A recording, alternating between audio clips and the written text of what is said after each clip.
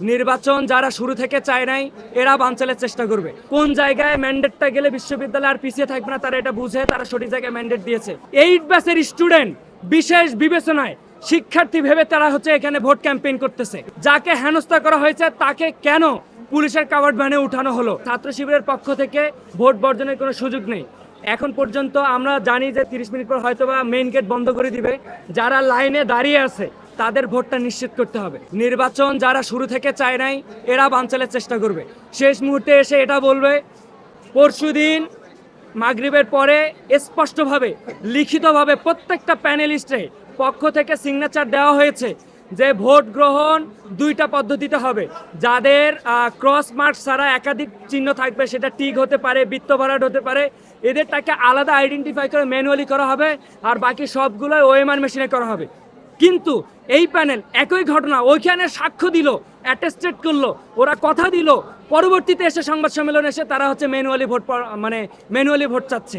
এই যে এই দ্বিচারিতাটা তারা এর আগেও দেখিয়েছে, আজকেও দেখিয়েছে, ভবিষ্যতে দেখাবে বলে আমরা এটা আশা করি না, তবে তারা দেখাবে। তবে তারা আজকে আমাদের কাছে যে কোশ্চেনটা ভাই বললো যে যদি বর্জন করবো কিনা, বর্জনের তো প্রশ্ন ওঠে না। আমরা দেখেছি শিক্ষার্থীরা উৎসব মুখর পরিবেশে তারা তাদের ম্যান্ডেটটা দিচ্ছে, এবং আমরা আশাবাদী তারা বুঝে যে এই বিশ্ববিদ্যালয় 20 বছর পিছিয়ে আছে। কোন জায়গায় ম্যান্ডেটটা গেলে বিশ্ববিদ্যালয় আর পিছিয়ে থাকবে না তারা এটা বুঝে তারা সঠিক জায়গায় ম্যান্ডেট দিয়েছে। আমরা শিক্ষার্থীদের ম্যান্ডেটকে সম্মান জানাবো, শ্রদ্ধা জানাবো। যদি ছাত্র শিবির বিজয়ী হয়, ছাত্র শিবির তার কমিটমেন্ট শতভাগ রক্ষা করবে এবং একই সাথে দ্বিগুণ গতিতে কাজ করার চেষ্টা করবে। আর যারা যদি আল্লাহ না করুক বিজয়ী না হয়, অবশ্যই যারা বিজয়ী হবে তাদের সহযোগী হিসেবে থাকবো এবং ছাত্র শিবির তার নিজস্ব ব্যানারে কাজ করবে ইনশাআল্লাহ। আর আমাদের অভিযোগগুলো লিখিত দেওয়া হয়েছে কিনা, আমরা লিখিত মৌখিকভাবে গিয়ে বারবার বলেছি, প্রক্টর অফিস থেকে আমাদের নির্বাচন কমিশনের সরাসরি গিয়ে বলেছি, এখানে তো খাতা কলম কয়টা লিখিত দিব, কয়টা সেন্টারে যাব, এই ম্যানেজমেন্টের সমস্যা, এই পলিটিক্যাল সায়েন্সের সমস্যা, এই ইসলামিক স্টাডিজের সমস্যা, ম্যাথের সমস্যা, তো সব জায়গায় তো সমস্যা করতেছে, কয়টা জায়গায় যাব? নির্বাচন কমিশনারের মেসেজটা প্রিজাইডিং অফিসার পর্যন্ত ক্লিয়ারলি যাচ্ছে না। ম্যানেজমেন্ট স্ট্র্যাটেজিতে 2টা বুথ, 2টা সেন্টারে হচ্ছে 2 ধরনের মেসেজ। এক জায়গায় হচ্ছে যে চিরকুট নিয়ে ঢুকতে দিচ্ছে, আর এক জায়গায় সবগুলো ফালাই দিচ্ছে। তো এই ধরনের কনসেপ্ট তো আসলে রাখার সুযোগ নেই। তো আমরা এখন পর্যন্ত আশাবাদী শিক্ষার্থীরা আসলে শুরু থেকে একটা হতাশাই ভুগছিল যে আদৌ আবার আজকে কোনো এক কারণে নির্বাচনটা পিছিয়ে যাবে কিনা। জগন্নাথ বিশ্ববিদ্যালয়ের 14তম ব্যাচের আইন বিভাগের শিক্ষার্থী মহিমা, তিনি হচ্ছেন আমাদের ভিপি পদপ্রার্থী রিয়াজুল ইসলাম ভাইয়ের স্ত্রী। তাকে হেনস্থা করা হয়েছে। এই সকল কুরুচিপূর্ণ ব্যক্তিরা আজকের ভোটের মধ্য দিয়ে তারা বর্জন হবে ইনশাল্লাহ। নারী হেনস্থা যারা করেছে, এখন পর্যন্ত আমরা দেখিনি যে বিশ্ববিদ্যালয় প্রশাসন এবং বাইরের প্রশাসন তাদেরকে আটক তো দূরের কথা, যাকে হেনস্থা করা হয়েছে তাকে কেন পুলিশের কাভার্ড ভ্যানে উঠানো হলো, এটা আমাদের প্রশ্ন।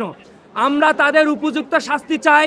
আমাদের 14তম ব্যাচের শিক্ষার্থীকে বাইরের বহিরাগত, তাকে জামাতের নেত্রী বলে ট্যাগিং ফ্রেমিং করে তাকে হেনস্থা করা হয়েছে, অথচ এই ক্যাম্পাসে 8 ব্যাচের স্টুডেন্ট বিশেষ বিবেচনায় শিক্ষার্থী ভেবে তারা এখানে ভোট ক্যাম্পেইন করতেছে।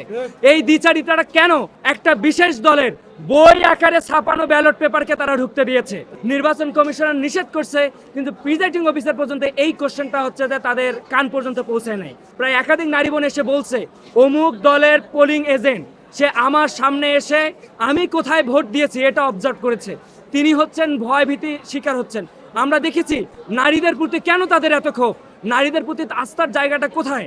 আমরা বারবার এটা খেয়াল করেছিলাম, আজকেও তাদের এটার এই ফলাফলটা আমরা দেখছি। আমরা আরও কয়েকটা ডিপার্টমেন্টের স্পেসিফিকভাবে নাম বলছি। ইকোনমিক্স ডিপার্টমেন্টে একেবারেই সেন্টারের ভিতরে ছাত্রদল সমর্থিত সেই প্যাডটা দিয়ে তারা ক্যাম্পেইন চালাচ্ছে, অথচ ওই সেন্টারের ভিতরে অন্য কোনো প্যানেলের প্রার্থীরা ঢুকতেই পারতেছে না। এটা কেন, কোন ধরনের দ্বিচারিতা, এটা আমাদের প্রশ্ন। দেশে দেশে সবার সাথে দ্য নিউজ।